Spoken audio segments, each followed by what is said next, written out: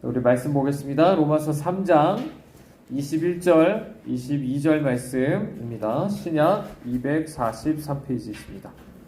네, 우리 함께 읽겠습니다. 시작. 이제는 율법 외에 하나님의 한 의가 나타났으니 율법과 선지자들에게 증거를 받은 것이라. 곧 예수 그리스도를 믿음으로 말미암아 모든 믿는 자에게 미치는 하나님의 의니 차별이 없느니라.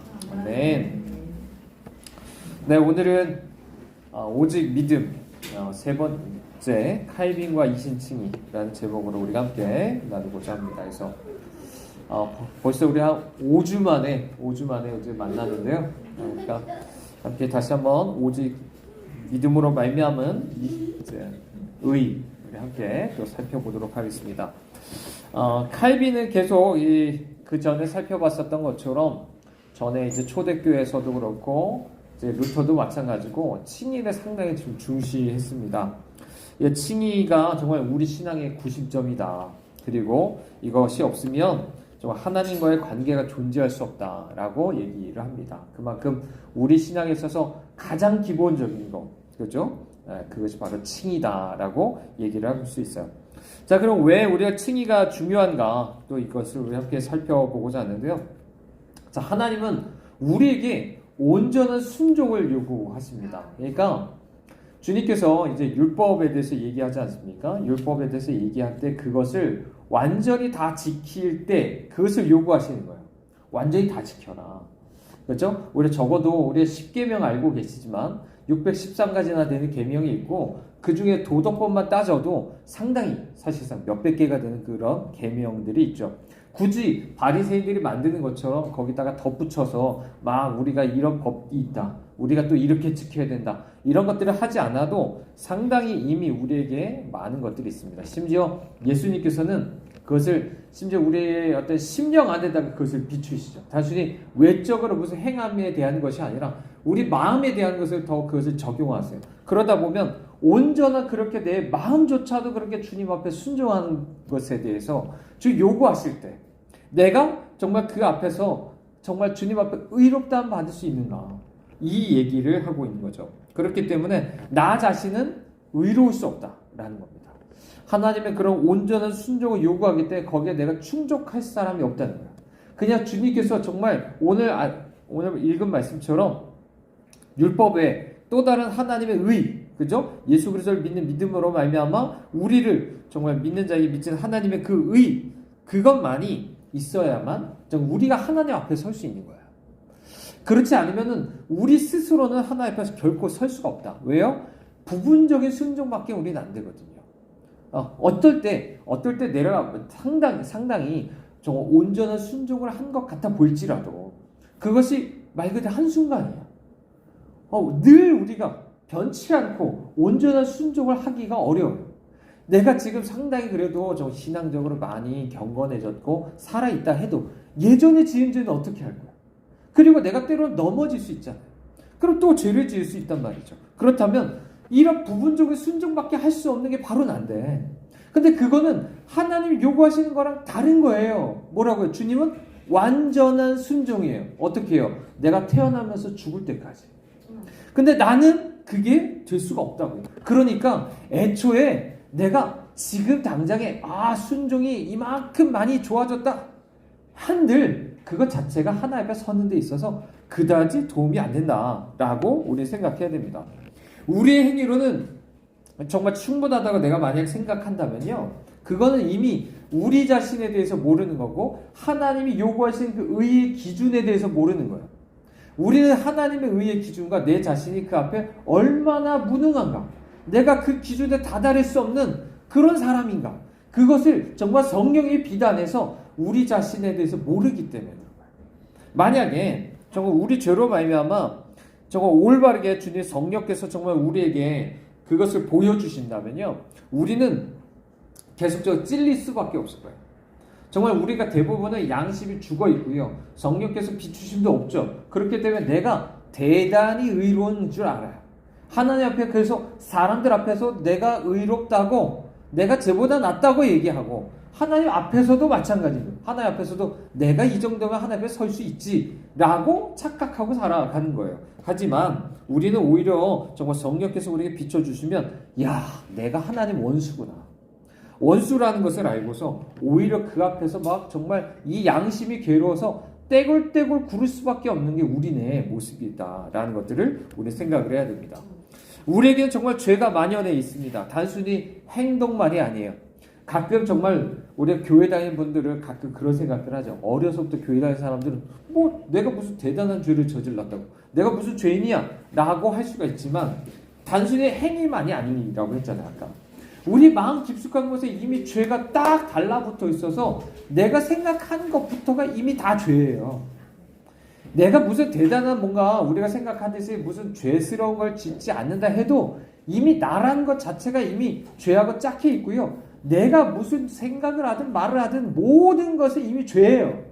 이게 사실 우리네 모습이다라는 것들을 우리가 생각을 해야 됩니다. 따라서 우리는요, 우리가 죄인이기 때문에 하나님 앞에서는요, 우리의 행위를 아무것도 자랑할 수가 없습니다. 내가 이렇게 하나님 앞에 내가 하나님 위해서 이렇게 열심히 율법을 지켰습니다. 내가 이렇게 예배 가운데 나와서 헌금도 하고 봉사도 했습니다. 이렇게 아무것도 자랑할 수가 없어요. 마치 자기의 행위를 자랑할 수 없는 건요. 또한 뭐가 있냐면 아까 얘기한 것처럼 하나님의 공의와 거룩함이라는 면이 또 있기 때문에 그런 거예요.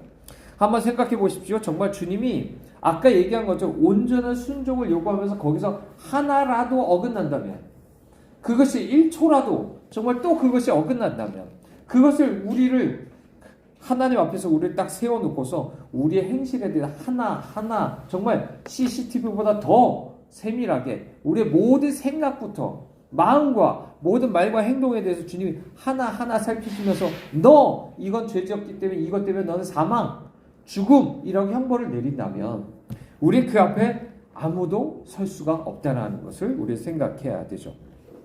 우리 정말로 그분 앞에서 그 앞에서 죄의 근본적인 정말 깊이를 보게 되어야 됩니다. 내 안에 있는 이 죄가 얼마나 깊은지, 그리고 행위로 말미암아 나의 의에 대해서 절망해야 돼요. 나는 결코 이룰 수 없구나. 이런 것들이 정말 아셔야 돼요. 이것이 없이는 계속적으로 우리는 어때요? 계속 불필요한 어떻게 보면 노력들을 하는 거예요. 계속 행위로 어떻게든 하나 앞에 서보려고 되지도 않는 것들을 계속 하면서 어떻게 보면 수고하고 무거운 짐만 지고 가면서 조금 피곤한 신앙생활을 하는 거죠. 이미 우리는 처음부터 이런 것들을 바로 아는 것들이 중요하다는 거죠. 우리 의라는 것은 정말 우리가 함께 읽은 말씀에서처럼 율법 외에 다른 어디예요? 복음 안에서만 나타나는 거예요. 복음, 기쁜 소식이 들리는 거죠. 야, 나는 하나님 결코 이룰 수가 없는데 그런 나에게 정말 주님께서 한 가지 의, 당신으로부터 선물로서 주시는 그 의를 주신다는 게 우리 너무나도 기쁜 소식처럼 들리는 거예요.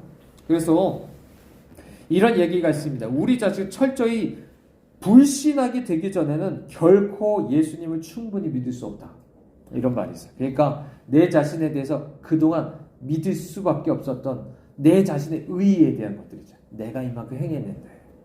그래서 나 자신을 엄청나게 신뢰해요. 나 자신을 의지합니다. 그런 사람은 사실상 뭐라고요? 아직 예수님을 믿은 게 아니에요. 예수를 믿는다는 건 그만큼 뭐라고요? 내 자신에 대해 불신이 있는 거예요. 그렇기 때문에 자기 부인하고 예수님 따르라고 하는 거잖아요. 그만큼 그 안에는 내 자신에 대한 불신이 들어가 있는 거야. 나는 못 믿는다. 나는 안 돼. 나는 안 돼. 나는 안 돼. 내 의는 절대로 하나님 앞에 설 수 없어. 이런 부인이 있어야 되는 거야. 나는 하나님 앞에 내가 짓는 모든 건 오히려 죄스러울 수밖에 없어. 이런 것들이 드러나야 됩니다. 율법이 점점 더 우리에게 우리 이런 죄를 드러내셔서 정말 예수님께로 계속적으로 이제 우리를 몰아가게 하십니다. 그리고 또한 성령께서 그런 어떤 율법과 같은 말씀 안에서 이런 것들을 좀 같이 주님께서 역사하시죠. 그렇기 때문에 우리 안에 있는 죄들을 계속적으로 주님이 그걸 드러내세요. 그래서 내가 정말 죄인이구나 라는 걸 깨닫게 되는 거고, 그 안에 비로소 복음 안에서 정말 내가 나에게 주신 주님의 의라는 그 기쁜 소식 안에서 내가 기뻐하게 되는 거예요. 자, 이 두 가지가 정말 중요합니다. 그래서 우리가 이번에 부흥에 대한 얘기도 드렸지만 부흥은 다름이 아니에요. 방금 얘기한 것처럼 성령께서 임재하셔서 내가 얼마나 죄인인지를 알게 되면서 정말 슬퍼해요. 막 울부짖습니다. 난리가 나요. 난리가 나요. 근데 한편으로 또 어떤 사람은 복음을 발견하고서 기뻐하면서 막 찬양하고 날뜁니다. 이게 예배 가운데 막 일어나는 거예요. 뭐 더 이상 뭐 설교 소리가 들리지도 않고 막 성령께서 역사하셔서, 물론 우리가 광신적인 거를 절제해야 돼요.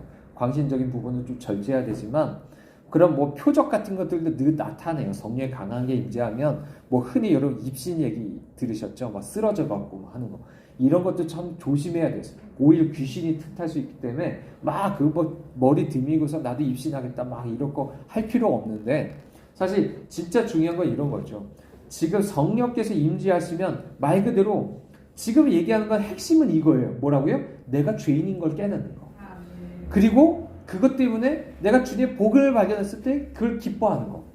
이게 부흥이에요. 이게 회심이고 부흥인 거예요. 이거 빼놓고서 막 겉으로 드러나는 뭐 얘기한다? 이거는 사실상 부흥도 아니고요. 그냥 뭐 어떻게 귀신의 어떤 그 쫓아하는 거는 똑같을 수 있어요. 우리 구원도 마찬가지입니다. 되게 옛날 선조들은 항상 그래서 회심에 대해서 얘기를 했어요. 당신은 회심했습니까? 회심했습니까? 라고 물어보고 스스로가 늘 그것 때문에 고민을 했어요. 야, 나 진짜 회심했나? 이런 걸 고민했단 말이죠. 그 기준이 뭐예요? 방금 이런 얘기하는 거예요. 아, 내가 아직도 내 의의를 붙잡고 있는 건 아닌가? 내가 혹시나 이 교회 안에서 종교적으로 내 행위에 대해서 붙잡고 있고 내 자신에 대해 믿고 있는 건 없는가? 그럼 나는 아직도 예수 그리스도에 대해서 내가 아직 못 믿고 있는 건 아닌가? 이런 걸 이렇게 생각해야 되는 거죠. 이런 것들이 정말 우리에게 한 번씩은 꼭 필요한 질문들입니다. 자, 그러면 오직 믿음으로 말미암는 칭의에 대해서 우리가 함께 생각해 보는데, 그렇기 때문에 우리를 구원으로 이끄는 유일한 통로는 믿음입니다. 믿음이에요. 내 행위가 아니라 믿음입니다. 물론 우리는 지난번에 말한 것처럼 믿음이란 건 뭐라고요? 또 남의 행위가 아니에요. 그러니까 이런 거죠. 내가 믿는 거. 내가 믿었어. 내가 믿었어. 이 내 믿음을 통해서 내가 구원받은 거야. 이런 게 아니라고. 라는 것을 우리가 다시 한번 생각해야 됩니다. 그래서 뭔가 내가 믿은 것을 가지고서 주님이 나 의롭게 한다? 이것도 아니라는 것을 다시 한번 생각해야 됩니다. 믿음이라는 건 그런 거죠. 예수 그리스도하고 예수 그리스도를 내가 만나게 해주고요. 예수 그리스도와 연합하게 해주셔서 그분을 나의 의로, 나의 생명으로 그걸 받아들이게 만드는 거예요. 우리 생명에 대한 건 이따가 다시 한번 얘기하겠지만, 일단 의에 대한 얘기를 할 수가 있겠죠. 그래서 그분 때문에 내가 연합되어서 그렇게 연합되게 하는 게 믿음이라는 하나의 도구예요. 통로예요, 그것이. 이 믿음을 통해서 그렇게 되는 겁니다. 그래서 제가 계속 반복해서 말씀드렸죠. 믿음은 뭐라고요? 단순히 제가 뭐 무슨 여러 가지 복음에 대해서 여러 번 들어봤을 때처럼 그거에 대해 내가 지적으로 동의하는 게 아니라, 말 그대로 믿음은 계속 뭐라고 말씀드렸냐면 언약적으로 내가 예수님 만나는 거다. 예수님 내가 연합하는 거다. 라고 계속 말씀드린 게 바로 그런 것 때문에 그런 거예요. 실제적으로 이것이 아까 얘기한 것처럼 지식이 아니라 오히려 정말 내 안에 체험되는 것들이 필요하죠. 그러니까 물론 또 체험이라고 말하면 또 너무 무슨 외적인 뭘 얘기하는 게 아닙니다. 무슨 뭐 겉으로 드러나는 벌벌벌 떨고 눈물 흘리고 뭐 이 얘기가 아니라 실제 내가 그것을 경험하는 걸 얘기하는, 그 진리가 진짜 내게 이루어지는 이걸 얘기하는 거죠. 자, 그래서 궁극적인 신자들은요, 이 예수 그리스도 안에 있고 그분이 내 안에 있기 때문에 그 안에서 의롭다함 받기도 하고 주님의 생명이 내 안에서 실제 의롭게 살아가게 하는 것들이 시작되는 거죠. 그래서 복음을 믿는 것은 물론 인간입니다. 그래서 항상 책임이 누구한테 있다고요? 우리 안에 있어요. 분명히. 그렇죠? 그래서 주님이 주 예수를 믿으라 라고 할 때 우리가 그 명령 앞에 우리가 순종해야 될 책임이 우리 안에 있다라는 것을 분명합니다. 하지만 동시에 이 믿음은 성령을 통해서 하나님께서 주시는 거예요. 오늘날 말 그대로 하나의 성령을 통해서 주님께서 우리의 마음들을 노크하십니다. 그러면 그 성령께서 역사하셔서 이 복음을 듣는 중에, 그죠? 주님께서 하나의 선물로서 주어지는 거예요. 그래서 말씀들을 듣는 중에 말 그대로 믿어지는 거예요. 이런 것이 진짜 믿음이다라고 얘기하게 되고요. 그렇기 때문에 이런 믿음은 죽어 있는 게 아닙니다. 지적으로 동의만 해봐요. 그럼 그것은 죽어 있어요. 아무런 살아서 움직이지 못하고 힘이 없어요. 쉽게 말하면. 근데 진짜 이런 식으로 다가온 믿음이라는 건 뭐죠? 말 그대로 살아있고 활동합니다. 그죠? 끊임없이 정말 십자가 부활 안에서 하나님과 예수 그리스도 어떤 분인지 실제 아는 사람들인 거예요. 우리 이제 출애굽께서 계속 얘기한 것처럼 주 하나님 여호와 한 분만이라는 것을 그 알기를 원하신다고 했잖아요. 그죠? 말 그대로 아는 거예요. 십자가 부활 안에 나타난 주님을 아는 거예요. 그리고 그분에 대한 말 그대로 믿음이 있는 거예요. 아는 믿음, 아는 믿음. 지적으로 믿는 아는 믿음이 아니라 정말 내가 그분을 체험하면서 십자가 부활하신 예수 그리스도를 만나면서 그분을 아는 믿음, 이런 믿음으로 이제 살아가는 거죠. 그러다 보면 우리 삶 안에 그로 인한 말 그대로 어떤 생명과 강력한 어떤 힘이 우리 안에 발휘가 됩니다. 자, 그래서 분명히 우리 안에 이런 어떤 믿음은 분명 그렇게 우리 안에 계속적으로 힘을 발휘해서 엄청난 예전과 다른 어떤 삶을 살아가게 만드는 것들이 분명히 있다는 거죠. 그리고 이 믿음이라는 거 아까 얘기한 것처럼 로마서 10장 17절에서 얘기한 것처럼 말씀을 들음에서 나오는 거예요. 말씀을 들음 안에서 나오는 겁니다. 그렇기 때문에 우리에게 중요한 것은 뭐냐면 말씀을 듣는 게 되게 중요해요. 말씀을. 그래서 물론 설교를 기본적으로 생각할 수가 있고, 또 한 가지 여러분이 예를 들어 지난주에 우리가 예수 중심 성경 읽기 할 때처럼 성경을 읽더라도 어떻게 읽어야 돼요? 소리 내서 내 귀에 들려지도록 그 실제적으로 나에게 선포하듯이 주님 내게 말씀하시듯이 실제 내가 그 귀로 듣고 정말 그렇게 믿어지게 하는 것들이 너무나 중요하다라고 우리가 할 수가 있습니다. 그래서 자, 칼빈은 믿음을 그래서 이렇게 정의를 했습니다. 성령을 통해서 역사되는 거예요. 그래서 우리 지성 안에 계시가 되는 거예요. 또 동시에 우리 심령 안에 인쳐지는 것이다라고 얘기합니다. 그러니까 우리가 지난번에 바울과 관련된 회심에 대해서 얘기할 때처럼 똑같은 거예요.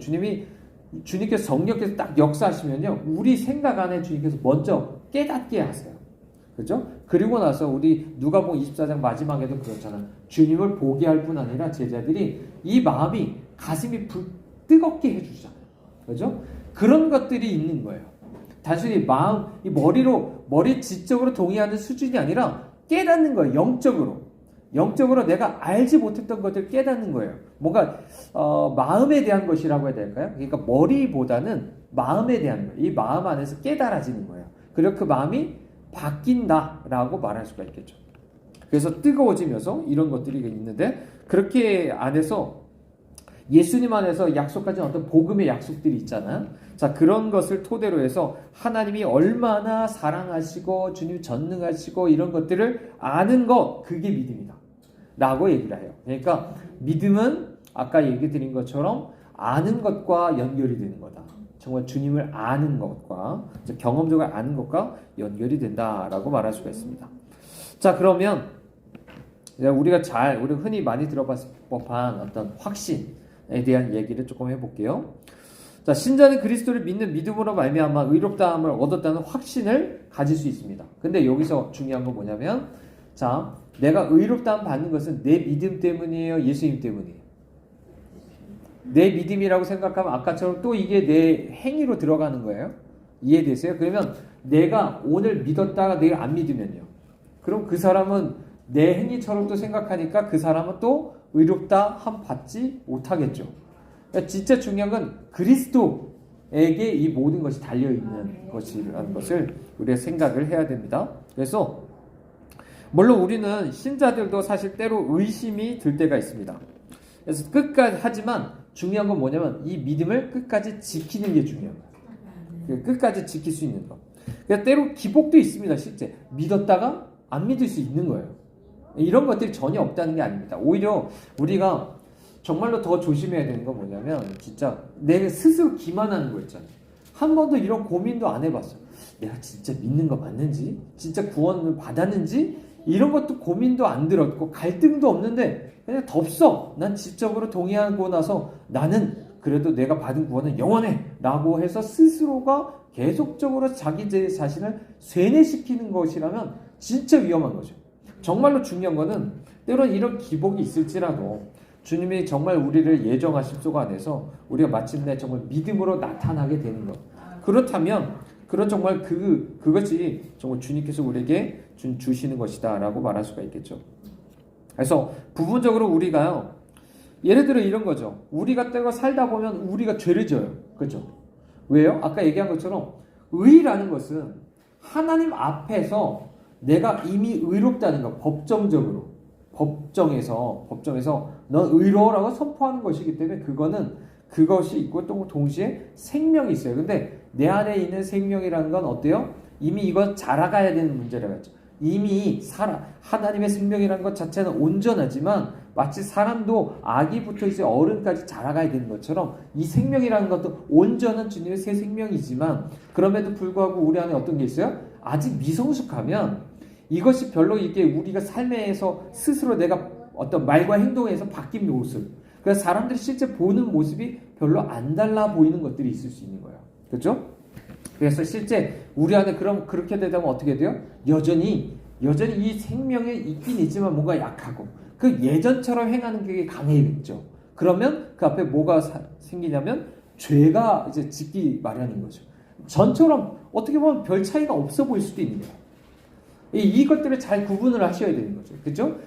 구원받지 않고서 그냥 똑같이 예전이랑 죄 짓고 살면서 구원받았다고 착각하는 거랑 구원받았지만 여전히 생명이 약해서 전과 같이 똑같이 죄 짓는 거랑 어떻게 보면 상태가 되게 비슷해 보일 수 있어요. 이해되시죠? 둘 다 죄 짓고 사니까. 둘 다 죄 짓고 사니까 다 비슷해 보여요. 근데 여러분이 그걸 잘 점검하셔야 돼요. 내 믿음은 정말 어떤 것인가? 지금 오늘 우리가 함께 얘기하는 것처럼 나는 그러면 진짜 이런 믿음이 있었는가를 정말 점검해 보시는 것들이 중요하겠죠? 자, 이런 어떤 죄가 있다고 하면 우리는 그런 생각 들면 점점 두려워 떨릴 때가 있어요. 또 내가 또 죄질을 저질렀네? 난 그럼 구원에서 떨어지는 건 아닐까? 뭐 이런 생각도 들 때가 있겠죠. 물론 이거 웨슬리적인 생각인데. 자, 부분적으로는 근데 또 어때요? 주님께서 그럼에도 불구하고 나를 끊임없이 영생에 대해서 어떤 기대하게 되는 것들이 있습니다.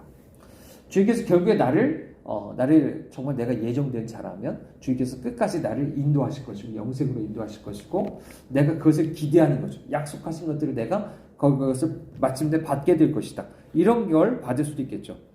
또 어떤 사람은 부분적으로 또 사망 앞에서 몸소리 칠 수 있습니다. 또 죄로 인한 수없이 많은 사망과 저주 이런 것들이 우리 삶에서 넘쳐나고 그러니까 사실상 죄 짓는 것만이 아니라 우리 삶 자체도 달라지지 않아 보일 수 있어요. 여전히 맨날 내가 죄 짓고 말씀 안 들으면 당연히 그 안에 저주, 주님 원래 주시기 원하는 생명과 축복이 그렇게 넘쳐나지 않을 수밖에 없죠.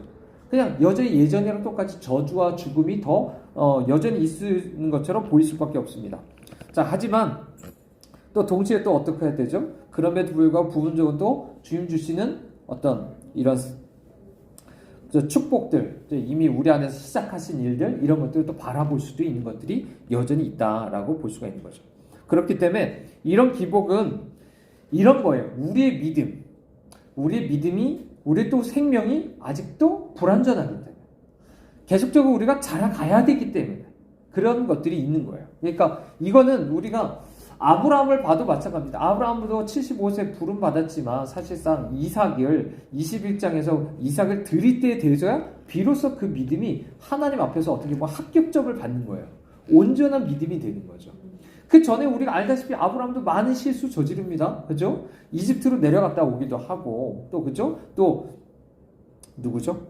네, 하갈을 얻어서 또 이스마엘을 낳기도 했고, 수없이 많은 잘못들을 저지르지 않습니까? 그러니까 그것들이 다 믿음이 연약하기 때문에 정말 말 그대로 기복이 있는 것들을 아브라함 자체가 보여줘요. 그러니까 우리 자신도 그럴 수 있다는 거지. 다만, 중요한 건 뭐죠? 우리가 계속적으로 주님 앞에 정말 이 믿음과 생명이 자라가는데 정말 힘써야 된다라는 거죠. 그렇지 않다면 우리가 이 모든 삶이 사실상 정말 딱 멈춰 있게 되죠. 여전히 똑같이 죄 짓고 똑같이 죄와 사망과 저주가 날 다스리는 그 삶이 여전히 못 벗어난 채 계속 살 수밖에 없는 거죠. 자, 그렇기 때문에 경건한 사람들조차도 이런 문제들이 있기 때문에 평안한 상태를 평생 누리는 건 아니에요.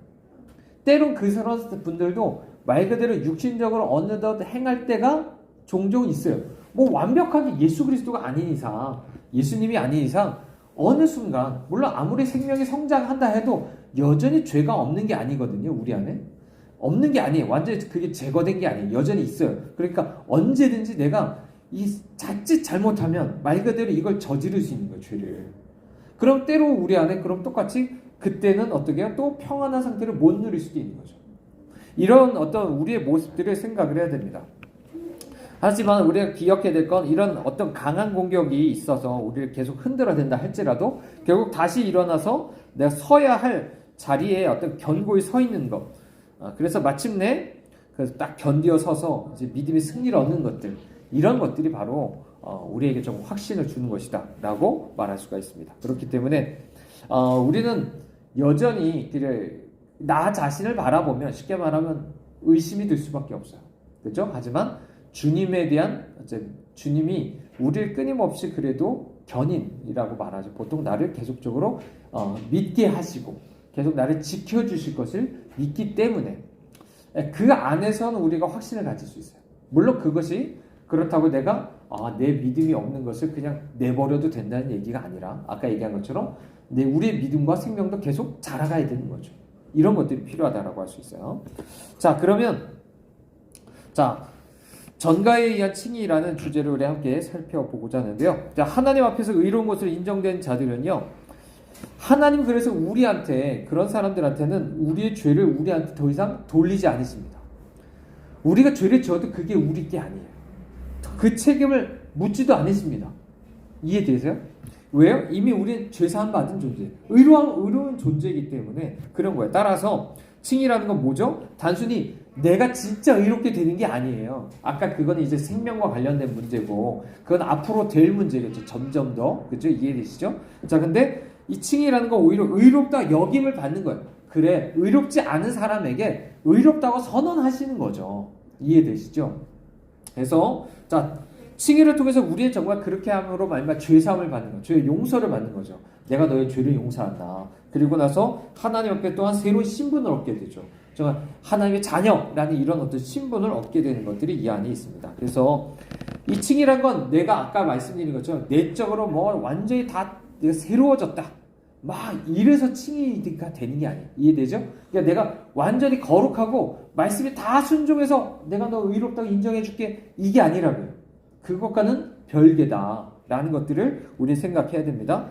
그렇다고 또 반대로 성화가 진행되어 간다고 해서 그 사람이 더 의로워지는 게 아니에요. 이해되세요? 지금 이렇게 지금은 별거 없는데 내가 점점 더 내가 성숙해가 더 거룩하게 살고 그러면 내가 칭의를 얻는 게 더 커지겠네? 이게 아니라고요. 애초부터 의롭다 선언받는 것은 나의 행위와 전혀 상관없이, 그죠? 내가 무슨 새로워지지 않아도 예수 그리스도 안에서 그분을 입어서 의롭다고 이미 선언하시는 거예요.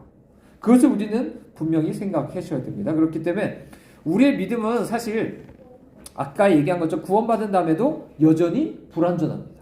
결함이 있을 수도 있고요. 실제 그래서 달리 말하면 아까 얘기한 것처럼 죄가 계속 우리를 괴롭힐 수 있다는 거죠. 자, 이게 실제 우리의 모습이에요, 다. 그죠? 다 그런 모습을 가지고 있습니다. 저조차도 예를 들어 제가 아는 목사님들 중에도 정말 경건하다고 생각하는 목사님, 정말 복음 안에서 이 믿음과 생명이 정말 충만하다고 하는 목사님, 물론 제가 직접 아는 건 아니지만 건너 정말 아는 분이지만 그분이 넘어지는 걸 봤어요. 들었어요. 다 넘어질 수 있어요. 우리가 너무 그것을 너무 무슨 정죄할 필요도 없어요. 그 정죄한다는 것 자체가 이미 뭘 얘기하는 거죠? 자기가 의롭다는 걸 얘기하는 거예요. 행위로. 다 넘어질 수 있어요, 원래. 나도 죄인이고 저 사람도 죄인이죠. 그거가 쓰러진 걸 가지고 대단히 어떻게 저 사람 쓰러졌어? 죄를 졌어? 그럼 당신은 죄를 안 저지르나요? 더 많이 저지르면서? 사실 그렇게 바라보는 것 자체가 사실 좋지 않은 거죠. 마찬가지로 우리의 믿음도 마찬가지입니다. 변할 수 있는 거잖아요. 그렇기 때문에 그 자체를 우리의 의라고 여길 수도 없고요. 따라서 하나님 앞에 의로운 것으로 인정받았다는 걸 확신하려면 뭐가 필요합니까? 예수 그리스도의 의가 나에게 전가되는 게 필요해요. 연합 안에서 내 믿음이라는 것 자체를 의로 붙들려고 막 하는 게 아니라 행위도 아니고 믿음도 아니고 주님의 의가 내게 전가된 것. 이것을 이제 붙잡아야 됩니다. 우리가 하나님 앞에서 전적으로 의롭지 않다면요, 우리에게는 평안에는 안식이 있을 수가 없어요. 자, 그죠? 근데 이 전적으로 의로운 것은 어떻게 되냐면 아까 얘기한 오직 예수님의 의가 우리에게 전가됐다는 것 외에는 방법이 없어요. 자, 그 진리만이 우리에게 그렇게 좀 확신을 갖게 만드는 거고 그 안에서 비로소 우리의 평안과 안식을 누릴 수 있게 된다라고 얘기하는 거죠. 그러면 이런 거죠. 내가 예수 그리스도를 믿었어요. 믿었다는 거 아까 뭐라고 했죠? 주님을 만나는 거고 연합하는 거라고 했어요. 그렇게 되면 연합 안에서 이제 그분에게 있는 것을 내가 다 누려요. 그분의 의는 곧 나의 의예요. 이해되시죠? 자, 그렇게 됩니다. 그래서 그분이 공생에 사시면서 순종하셔 모든 것, 그게 곧 내가 순종한 것으로 주님이 하나님은 그렇게 보시는 거예요. 자, 이것을 보는 거죠. 왜냐하면 아까 얘기한 것처럼 이미 뭐라고요? 내가 예수님과 연합되어서 그분의 신부가 되고 지체가 됐기 때문에 나는 그분과 뗄래야 뗄 수가 없는 존재인 거예요. 그렇게 주님 하나님은 나를 그렇게 보신다. 이것들을 우리가 반드시 생각을 하셔야 됩니다. 자, 그리고 성화에 대한 이야기인데요. 하지만 우리가 기억해야 될 건 반드시 이거죠. 이 믿음이라는 건 어떻다고요? 우리 삶 안에서 반드시 선한 것을 낳을 수밖에 없다. 그래서 계속 제가 이제 우려해서 말씀드린 건 뭐냐면 예수 믿는다고 말하면서 믿는다고 해서 칭이라는 것 자체는 아까 얘기한 거 법정적으로 선언하는 거니까 사실상 나 예수 믿고 나 칭이 됐어 뭐 나 천국 갈 거야 이렇게 누구든 말할 수 있어요. 그걸 증명할 수 있는 사람이 아무도 없어요. 어떻게 알아요? 그렇죠? 하지만 이 사람이 진짜 칭이 된 믿음인지를 아는 방법이 있어요. 진짜 그런 믿음이 있다면 어떻다고요? 그 사람 삶이 바뀝니다. 삶이 바뀌어요. 물론 이게 꾸준히 바뀌는 거예요. 그게 한 번에 어느 정도 물론 바뀌는 부분도 있겠지만 꾸준하게 정말 생명 안에서 생명이 커져가면 커져갈수록 점점 더 이제 변화되는 것들이 있다라고 할 수 있습니다. 선행은 너무나 중요합니다. 왜냐하면 이 선행 말 그대로 제가 얘기하는 건 무슨 내가 율법적으로 뭐 행하는 얘기가 아닙니다. 이 선행은 말 그대로 이 믿음 안에서 나오는 순종이고, 그죠? 우리 마음 안에서 주님에 대한 사랑일 것이고, 이런 것들을 가리켜 말하는 거죠. 이거 없는 믿음, 이거 없는 칭의는 가짜예요, 사실은. 이걸 우리 반드시 생각해야 됩니다. 그렇기 때문에 이 선행이라는 것 자체가 사실 하나님께서 우리를 자신과의 교제를 이끌어서 우리를 보호하고 힘있게 하는 수단이기도 하고요. 또한 우리의 의를 증명하기도 하는 것입니다. 성화는요, 칭의하고 분리가 될 수가 없어요.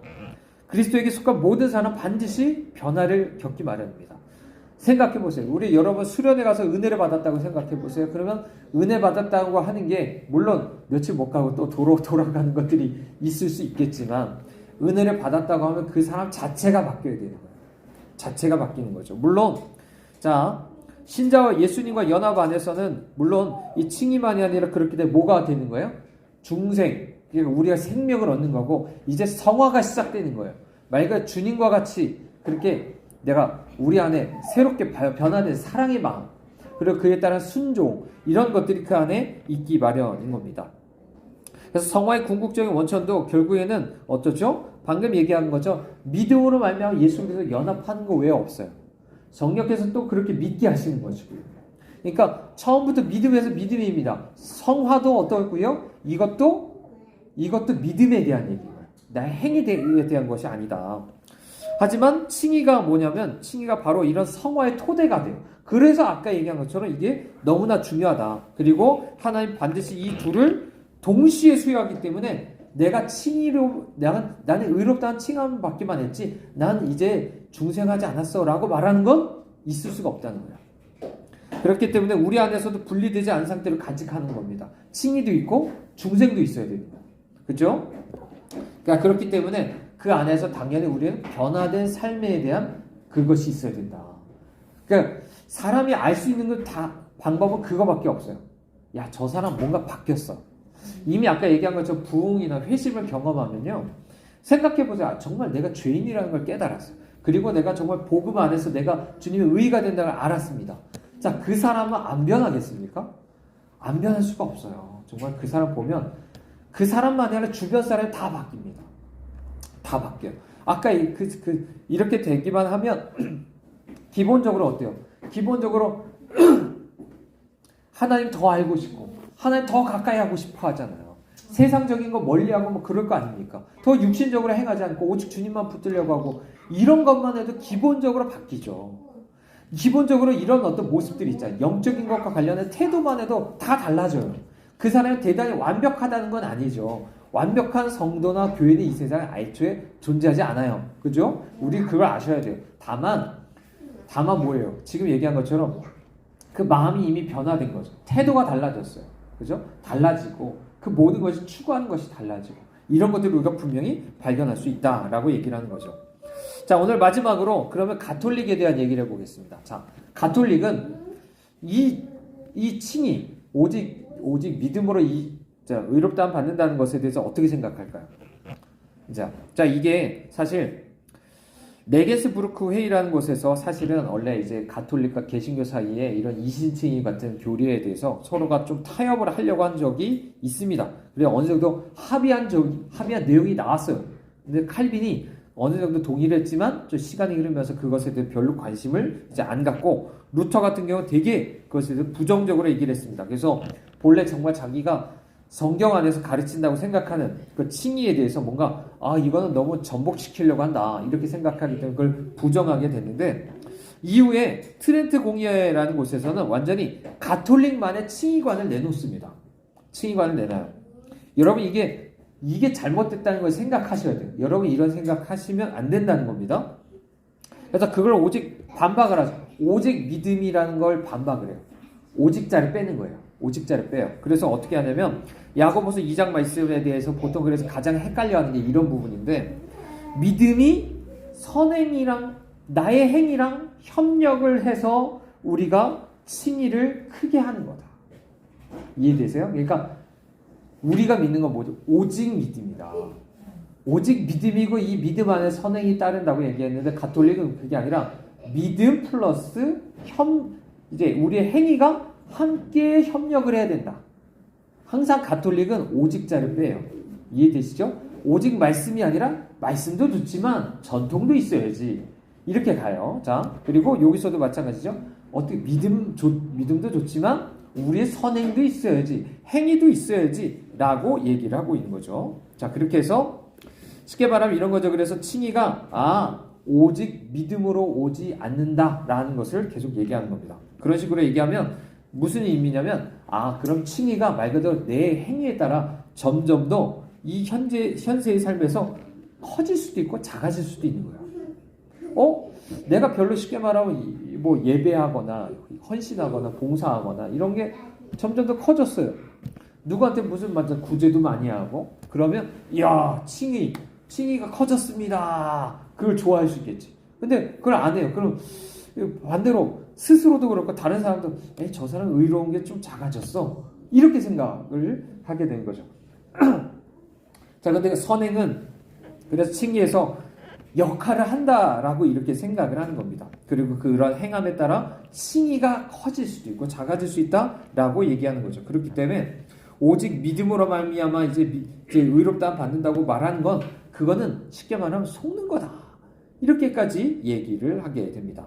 왜냐하면 끝까지 계속 이 사람들 위해서 선행을 해가지고 영생을 받아야 된다라고 생각해요. 그러니까 가톨릭 다는 사람들은 뭘 추구해요? 선행을 그렇게 좋아하는 거예요. 선행. 물론 우리도 선행이 필요 없다는 얘기가 아닙니다. 아까 얘기한 것처럼 우리 불필요한 것처럼 이 사람들이 말할지도 몰라요. 우리는 선행이 안 한다. 선행 아무런 얘기 안 한다. 아니죠. 선행이 있죠. 근데 그것이 어디서 온다고요? 믿음. 오직 믿음 안에서 오는 것이지. 이 믿음에다가 선행을 껴넣어가지고 이 선행을 해야만 내가 구원받는 것처럼 계속 하는 어떻게 보면 율법주의적인 거죠. 그렇게 해서는 안 된다라는 것들을 다시 한번 기억해야 됩니다. 그래서 가톨릭은 어떻게 보면 계속 우리의 자유의지를 강조해요. 내가 뭔가 이 의지로 뭔가 할 수 있다. 그렇기 때문에 계속 아까 얘기한 것처럼 우리가 인간이 하나님 우리에게 딱 은혜를 주신다면 우리가 거기다 협력도 하고 이럴 수 있어야 된다라고 얘기합니다. 그러므로 칭의는 법정적으로 뭔가 선언하는 게 아니에요. 이 사람들은 말 그대로 내적으로 뭔가 새로워지고 성화가 되는 것을 포함하는 겁니다. 좀 피곤하지 않으세요? 이렇게 하면 정말 말 그대로 내가 거룩해져야만 뭔가 의롭다고 선언되는 거. 그래서 끝까지 내가 뭔가 행위를 뭔가 하려고 해야 되는 그런 것을 보여주죠. 물론 이 사람들도 칭의에 대해서 그 선행하는 행위나 믿음으로 칭의를 얻을 수는 없다고 말을 합니다. 하지만 자유의지가 은혜에 대해서 협력을 해야 된다. 은혜만으로 되는 게 아니다. 내가 뭔가 협력을 해줘야 돼. 내가 믿겠다고 이렇게 하고 라고 이렇게 얘기를 한다는 거죠. 그렇기 때문에 이 사람들 선행은 의를 증대시키는 원인으로 이해될 수도 있다라고까지도 얘기합니다. 왜요? 선행 자체가 칭의의 한 요소니까 이렇게 얘기를 하게 되는 거죠. 자, 그래서 가톨릭은요, 물론 우리가 1996년인가요? 99년인지 정확하게 생각 안 나는데 그때 루터교랑 가톨릭이랑 만나가지고 이 칭의에 대한 것들을 서로가 합의를 봤어요. 근데 그거는 상당히 조심스럽다고 봐요. 정말 종교 통합과 관련해서 생각해보면 사실 그런 것들은 더 위험해 보여요. 왜 저런 걸 같이 수용을 할까? 사실 말이 안 맞는데. 왜냐면 우리는 지난번에 얘기한 것처럼 뭘 중시한다고? 성경만큼이 아니라 전통을 중시해요. 전통이라는 게 뭐냐면 이런 식으로 공의에서 결정한 게 중요한 거예요. 이게 쉽게 말하면 그 사람들에게서 무오한 것처럼 정말 절대적인 권위처럼 느껴지는 거죠. 그걸 버리고 우리 걸 맞다고 생각한다고? 그걸 왜 받아들이 저 사람들이? 오히려 의심이 들 수밖에 없는 이런 모습이다라고 우리가 볼 수가 있고요. 그렇기 때문에 아마도 가톨릭 다니는 사람들이 실제적으로 그렇게 어떤 생각들이 달라지진 않을 수도 있겠다라는 것도 생각을 해야 됩니다. 실제 가톨릭 교리문답에서 이런 것들을 가리킨다고 얘기를 해요. 그러니까 우리가 지금 봐야 될 것 중에 하나는 그런 겁니다. 우리 계속 오직 은혜부터 시작해서 계속 얘기했지만 정말 구원받는다는 문제에 있어서 정말 오직 믿음과 관련된 것들을 정말 기억하셔야 됩니다. 우리가 너무 지금까지 이제 교회 생활을 해오시면서 많은 분들이 오직 믿음에 대해서 조금 잘 몰라요. 많은 경우에 행위를 덧붙이는 것들이 정말 많습니다.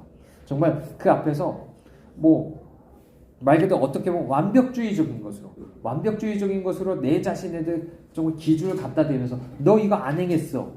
너 그러면 하나님께서 널 어떻게 모시겠니? 막 이런 식으로 또 나 자신에 대해서 심지어 다른 사람한테도 바리새인처럼 저 사람 저거 안 했어. 저러니까 하나님께서 어떻게 하시겠어? 이렇게 이제 계속 행위에 대해서 보는 거죠. 그렇기 때문에 우리가 더욱더 우리의 믿음에 대해서 더욱더 철저히 우리가 생각하실 수 있길 바라고 오늘 말씀처럼 더욱더 우리가 오직 믿음으로 실제 구원받는 우리 모두가